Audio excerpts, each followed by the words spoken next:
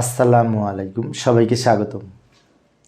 ICT বিষয়ের আমরা যখন লজিক গেট অঙ্কন করি তখন যদি এই ধরনের লজিক ফাংশন থাকে, যেমন এখানে বলা আছে সিও মানে ক্যারি আউটপুট বোঝায়।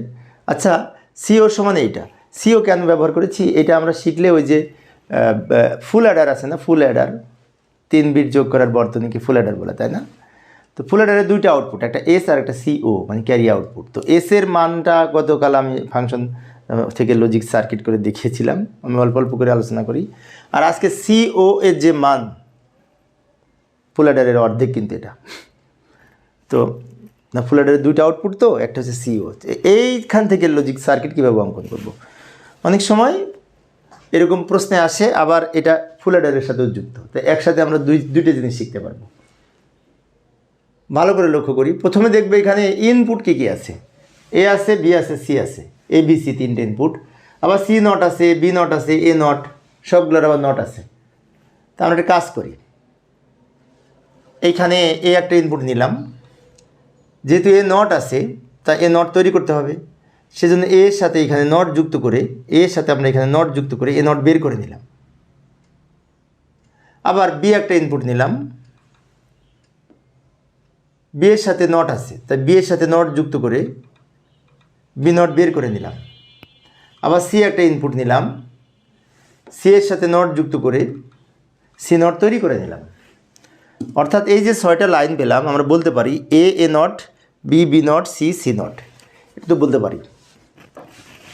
এইবার এইগুলি ব্যবহার করে আমরা এই টোটালের জন্য লজিক গেট অঙ্কন করব। প্রথমে আসি, এ নট বি সি, এই 3টা মিলে গুণ হবে। গুণের জন্য অ্যান্ড গেট, তাই না? আর যোগের জন্য অর গেট। তো আমরা যোগের গেটটা সবার শেষে আঁকবো। যোগ এবং গুণ একসাথে থাকলে গুণের অংশটুকু কাজটা আগে করব আমরা, সরল করার মতো। তাই এটা দিয়ে একটি অ্যান্ড গেট অঙ্কন করব, এটা দিয়ে একটি অ্যান্ড গেট, এটা দিয়ে একটি অ্যান্ড গেট, এটা দিয়ে একটি অ্যান্ড গেট, মোট 4টা অ্যান্ড গেট হবে। এই 4টা অ্যান্ড গেট যোগ করার জন্য এখানে আবার একটি অর গেট যুক্ত করব। লক্ষ্য করি, প্রথমে আছে এ নট বি সি। তো এ নট বলতে এই লাইনটা বোঝায়, বি বলতে এই লাইনটা বোঝায়, সি বলতে এই লাইনটা বোঝায়। এ নট বি সি 3টা মিলে কিন্তু গুণ হয়েছে, গুণের জন্য অ্যান্ড গেট। এই যে লাইনটা পেলাম এটা হচ্ছে এ নট বি সি।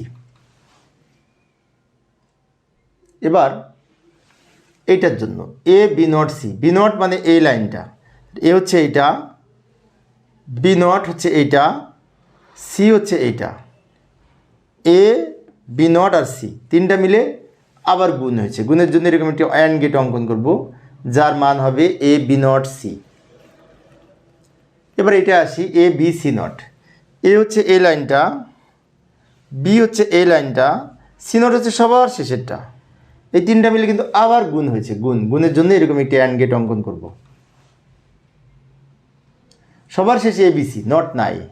এবিসি মানে কি? এটা হচ্ছে এ, এটা হচ্ছে বি, এটা হচ্ছে সি, 3টা মিলে কিন্তু আবার গুণ হয়েছে, গুণের জন্য এরকম অ্যান্ড গেট।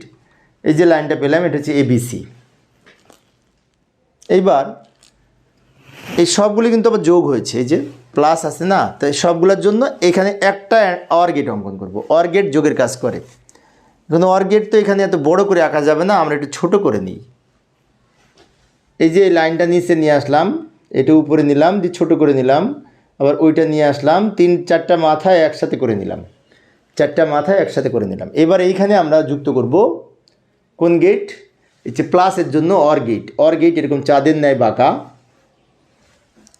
এই সবগুলি যোগ আছে না, যোগের জন্য লাস্টে অর গেট অঙ্কন করেছি। তো প্রিয় শিক্ষার্থী বন্ধুরা, এই ছিল আজকের আলোচনা। আমি শিক্ষার্থীদের অনুরোধে অল্প অল্প করে আলোচনা করি, যাতে শিক্ষার্থীরা বোরিং ফিল না করে।